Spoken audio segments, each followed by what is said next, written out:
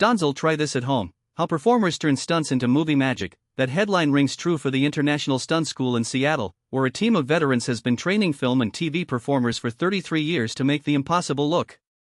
The school opened its doors last summer to a new class, teaching falls, fights, fire and the fine art of keeping the audience safe while pulling off death-defying stunts. They teach 15 different skills in a 3-week course, with a sharp focus on fighting and falling because those are the fundamentals for every stunt you see on screen. Before talking picture, there were stunts that highlighted silent cinema's bravado. Harold Lloyd, Buster Keaton, and Charlie Chaplin were the ones carving out a Hollywood image that hung on a clock face or jumped off a bridge, long before Tom Cruise dangled from a plane. Those early works still echo in the industry, but today's stunts are changing because of CGI, AI, and robots. We have to find a human element we'll never get from a machine, says Greg Poljasic, a 18-year veteran of film credits who also runs the school. He explains that while computer effects can create the feeling of a fight, a freefall, or a heel reversal still requires every muscle on the performer's body. A typical morning at the University of Washington gym sounds like a slow jam playlist tawa. Students are hearing tutor or fire ICSI differ, not the sound of the moves themselves. They practice throwing punches and kicks, while teachers coach how to sound like you've been hit. Instead of the same staccato oof, they discipline themselves to use the whole alphabet, ugh, giving each impact an authentic feel. The biggest challenge in a film fight is hitting the exact marks at the precise speed, says owner Jeff McCracken.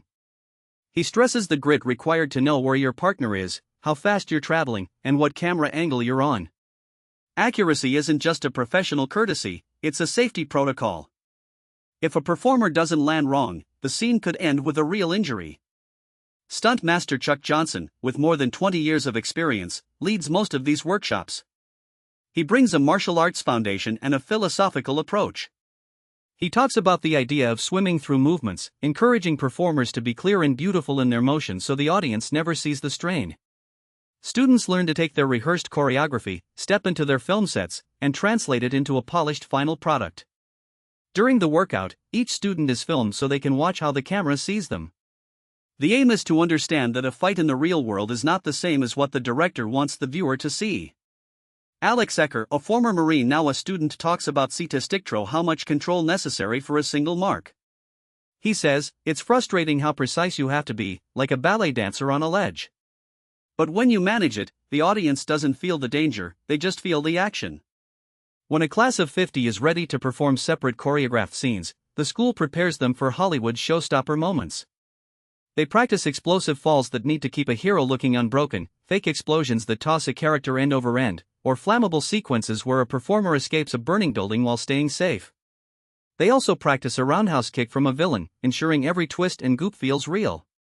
That's the secret to making on-screen stunts that look unbelievable, training the body, the mind, and the eyes to build an illusion that remains a human one, even when CGI is around the corner. The International Stunt School trains performers so that when they release a film, there are no real spots of blood or broken bones, just a moment that feels like a living, breathing dream. Thank you for listening. Until next time, keep your feet planted, and remember, the best stunts begin with real practice.